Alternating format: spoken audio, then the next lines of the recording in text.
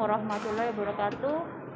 Berjumpa lagi dengan Rofilita di sini di segmen perempuan mendukung perempuan di NU Damai Channel TV, channel kesayangan kita semua.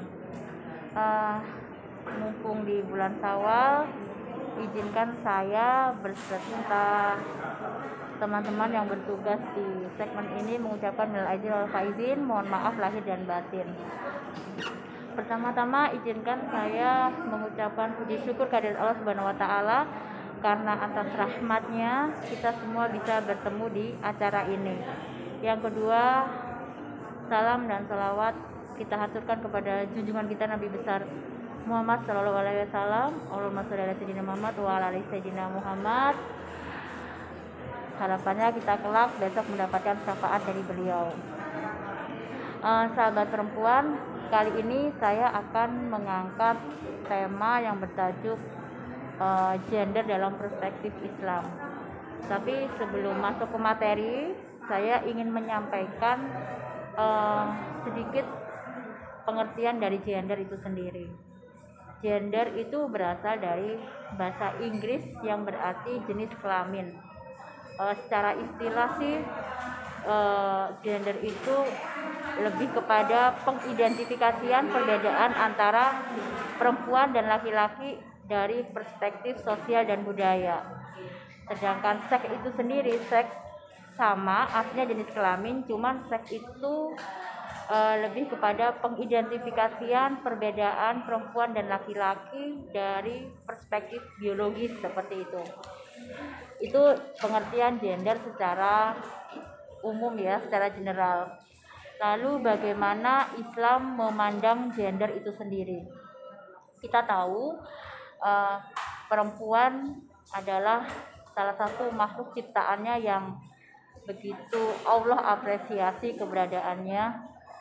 Hal itu terbukti dengan adanya surat An-Nisa di Al-Quran, di mana surat An-Nisa diperuntukkan untuk perempuan-perempuan di bumi ini. Seperti apa perempuan dilindungi, dihargai oleh Islam itu sendiri. Lalu bagaimana Kanjeng Rasulullah dalam sebuah hadisnya yang selalu menyebutkan bahwa ibumu lalu bapakmu, belum lagi Allah menghadiahkan surga di bawah telapak kaki ibu. Artinya memang perempuan itu adalah makhluk yang istimewa di hadapan Allah dan Islam itu sendiri. Meskipun memang sebaik-baiknya manusia adalah orang yang berguna bagi sesama, bahwa surga dan nerakanya tidak ditentukan oleh jenis kelamin, etnis, atau warna kulit tertentu, akan tetapi kepada ketakwaannya, kepada keistiqomahannya, kepada seberapa bergunanya kita bagi sesama. Di luar sana berkembang sebagian pendapat yang mengatakan bahwa seorang perempuan sebaiknya di dalam rumah mengabdi sama suami, melayani anak-anak, sama keluarga, seperti itu. Tidak sepenuhnya salah, saya tidak menyalahkan pendapat itu. Tapi sebenarnya perempuan itu menurut Islam tidak dihalangi untuk ada atau untuk beraktivitas di dalam rumah saja.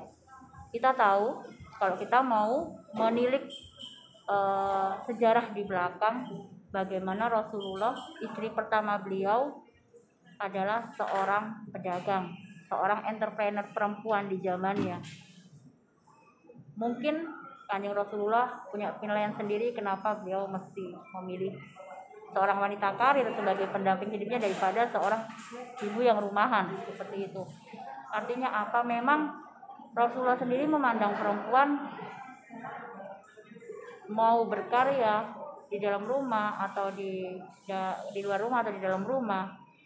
Sebenarnya Islam sendiri itu tidak membatasi perempuan itu untuk ada di luar rumah, asal harus seizin suami, asal semua tanggung jawab dan kewajiban-kewajiban di dalam rumah sudah terpenuhi.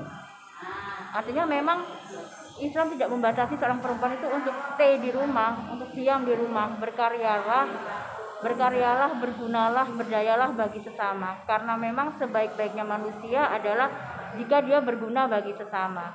Itu kenapa saya sering di luar sana mengedukasi perempuan-perempuan di luar sana jika mengatasnamakan bahwa Islam tidak membolehkan seorang perempuan ada di luar rumah. Islam tidak membolehkan seorang perempuan beraktivitas di luar rumah. Saya pelan-pelan untuk mengedukasi itu karena apa? Tidak ada satupun dalil yang mengatakan bahwa seorang perempuan tidak boleh beraktivitas di luar rumah. Tidak ada yang mengatakan seperti itu. Yang benar adalah seorang manusia yang berguna, yang baik bagi sesama, itulah yang Allah lihat. Bukan jenis kelaminnya, bukan jenis etnis atau kulit, warna kulit dan sebagainya, bukan. Seorang perempuan bisa berguna bagi sesama. Kita, seorang perempuan, sebaiknya sih memang berdaya, sebaiknya memang mempunyai aktivitas yang balance antara rumah tangga dan sosial. Seorang perempuan ketika dia memutuskan untuk berkarir di luar rumah atau beraktivitas di luar rumah, bukan berarti dia itu ingin menggurui atau maju selangkah daripada laki-laki, bukan. Akan tetapi saling mengisi kekurangan satu sama lain. Toh di Islam juga diatur bagaimana kalau seorang perempuan berkiprah di luar harus bagaimana. Kalau berinteraksi dengan orang selain muhrimnya itu harus bagaimana. Tapi memang kita harus melihat bahwa stigma-stigma yang beredar di masyarakat yang mengatakan bahwa seorang perempuan pure di dalam rumah itu tidak sepenuhnya benar. Bahwa seorang perempuan, seorang muslimah berhak mempunyai keinginan atau suatu eksistensi untuk bahwa Islam sendiri memandang gender atau memandang perempuan itu tidak yang terlalu kaku, tidak terlalu ketat. Semua sudah diatur, semua sudah ditata sedemikian rupa oleh Islam bagaimana jika seorang perempuan harus memutuskan untuk berinteraksi atau beraktivitas di luar rumah. Bahwa surga itu tidak semata-mata ditentukan oleh jenis kelamin, akan tetapi ditentukan oleh ketakwaan kita, keistiqomahan kita kepada Sang Khalik, seperti itu. Pesan saya cuma satu kepada perempuan-perempuan di luar sana, terlebih mengingat era yang ada sekarang, bagaimana setiap orang itu memang daya saingnya begitu kuat sekali, dan itu tak mengenal jenis kelamin atau laki-laki. Sah-sah saja jika seorang perempuan ingin beraktivitas di luar rumah atau mempunyai eksistensi di luar rumah, itu adalah hal yang sah-sah saja dan Islam tidak melarang itu. Yang Islam larang adalah jika kamu tidak berguna bagi sesama, jika kamu tidak bermanfaat bagi sesama, itu yang menjadi catatan khusus di mata Allah, seperti itu.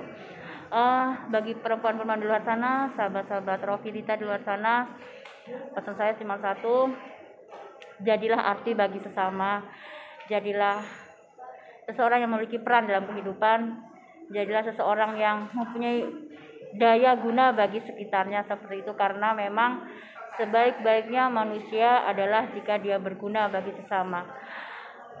Perempuan pintar, perempuan berdaya, perempuan berkarya, tidak untuk menggurui laki-laki atau tidak untuk berdiri di depan laki-laki, bukan, akan tetapi saling melengkapi kekurangan satu sama lain.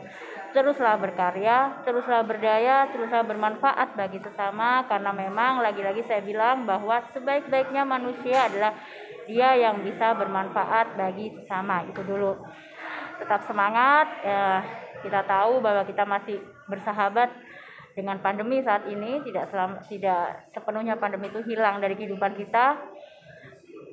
Kita masih banyak tugas-tugas kita untuk mengawal anak bangsa, untuk mendampingi para suami, untuk bereksistensi dengan masyarakat di luar sana masih banyak. Bahwa seorang perempuan itu memang kompleks sekali perannya, multi peran seperti itu. It's okay, nggak masalah. Yang penting tetap semangat, tetap menjadi orang baik, tetap bertakwa kepada Sang Pencipta, seperti itu. Itu dulu mungkin yang bisa saya sampaikan. Mohon maaf jika ada salah kata dan sikap. Jumpa lagi di segmen berikutnya di acara Perempuan Mendukung Perempuan. Saya Rofidita undur diri dari acara ini. Wabillahi taufiq wal hidayah. Wassalamualaikum warahmatullahi wabarakatuh.